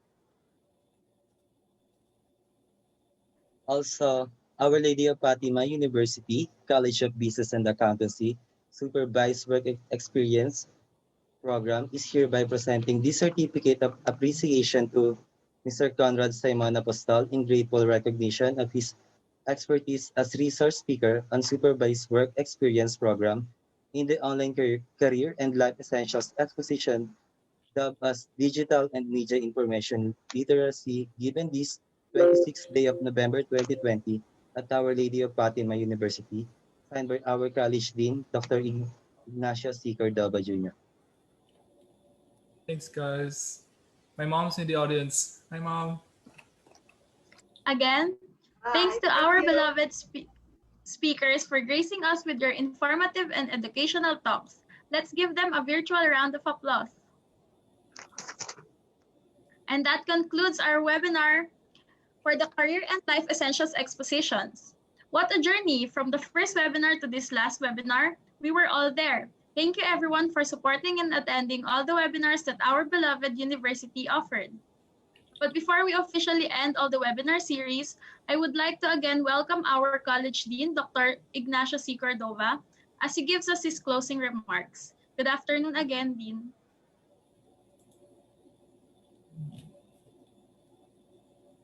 Hello, good evening. I'm sorry I'm not the dean, but I am just the program head of College of Business and Accountancy, Valenzuela Campus. Hi, good evening everyone, especially to our very reliable resource speakers, Dr. Romel Joseph Lasatin and to Mr. Conrad Simon Apostol. And of course to our visionary dean, Dr. Ignacio C. Cordova Jr., who is really the brain behind this Career and Life Essentials Exposition. Also, a pleasant good evening to my colleagues, the program heads and SWEP coordinators of the College of Business and Accountancy across OLFU campuses, and of course, a very pleasant evening to the reason why we have this webinar series. Our dear students who are taking their on-the-job training amidst this COVID-19 pandemic. Good evening, everyone.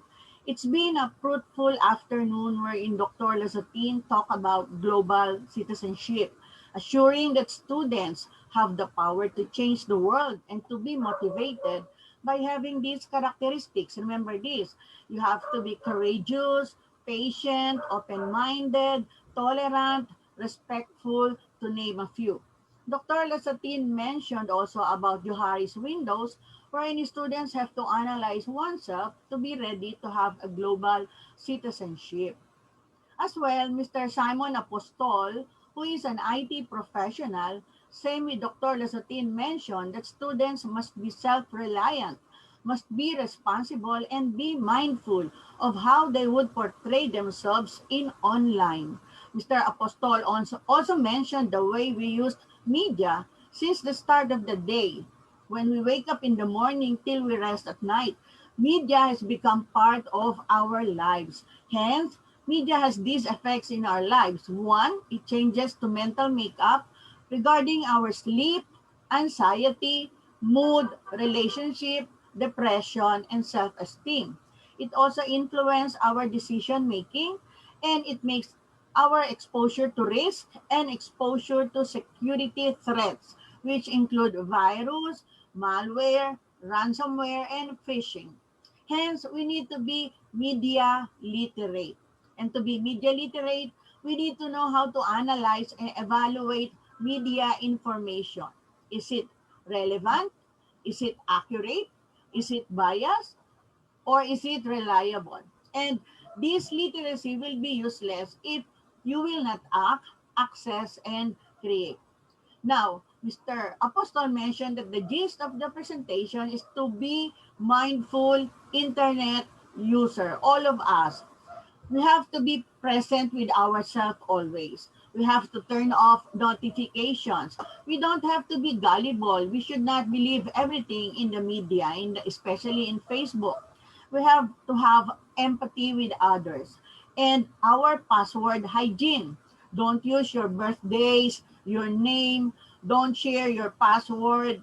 Use characters or numbers with your password. Don't say your password. Don't write your password. Do not share that. And don't share everything about yourself in media. Lastly, this afternoon were a very good abstract of how our future graduates, you students, will face the real world with this kind of uncertain environment. Lots of techniques and strategies were provided to you since day one of your webinar, my dear students, so as to ensure that you are fit and equipped with all the knowledge and virtues of a true Fatima graduates. In wherever workplace your fit will bring you. Be here in the local environment, here in the Philippines, or you may go international. Go international, not physically, but only through internet. The College of Business and Accountancy would like to give you students all the necessary tools, advices, and learning so that you can be as competitive as the other graduates in the future. With that, again, in behalf of the College of Business and Accountancy of Our Lady of Fatima University, I would like to sincerely thank our effective speakers, Dr. Romel Lazatin and Mr. Simon Apostol, for imparting their knowledge to us, and to all the SWEP coordinators and program heads, and our Dean, Dr. Ignacio Cordova, and all of you, my dear students, completing this webinar series in line for you to complete your supervised work experience. This is Mrs. Julieta Aidiliena saying thank you, good night, and God bless everyone. Back to you. Thank you, Ma'am Diliana, for summing up today's webinar and also Yes. for the long, wonderful closing remarks. And that's it. Our Career and Life Essentials Expositions webinar series has officially ended. Again, we would like to express our heartfelt gratitude to all the program heads and SWEP coordinators of Our Lady of Fatima University, College of Business and Accountancy, namely Ma'am Sheila Apostol, Quezon City Campus, Ma'am Edel Alcantara, Valenzuela Campus, Sir Isagani Valenzuela of Antipolo Campus, and Mr. Chris Gecko of the Pampanga Campus, who made this career and life essential exposition webinar happen. And of course, to our college dean, Dr. Ignacio C. Cordova Jr., thank you very much. To all the speakers who graced us with their wits and knowledge, thank you. To our ever-reliable deck manager, Mr. Lee Dayawon, we would also like to thank you for helping us from the beginning to end. And of course, to all our co-practicumers and dreamers from different campuses and programs, thank you all for supporting this webinar series from the start up to the very last webinar. See you all on our graduation. Congratulations, everyone. Again, this is Faye Gamaru. And Marco Liba, your student moderators. Have a good evening.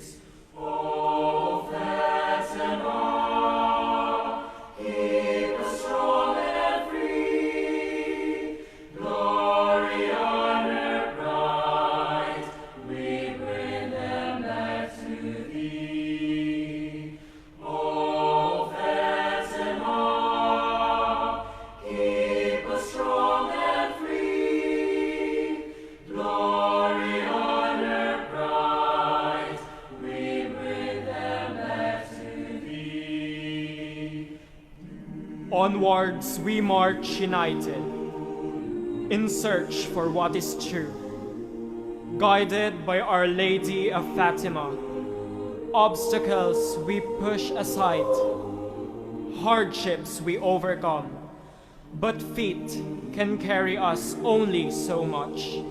And so 'twill have to be our mind that'll carry us to the far horizon, when earth can meet with the sky and our spirit can reach for the stars. Oh, Fatima, keep us strong and free. Glory, honor, bright, we bring them back to thee. Oh, Fatima, keep us strong and free. Glory, honor, bright, we bring them back to thee.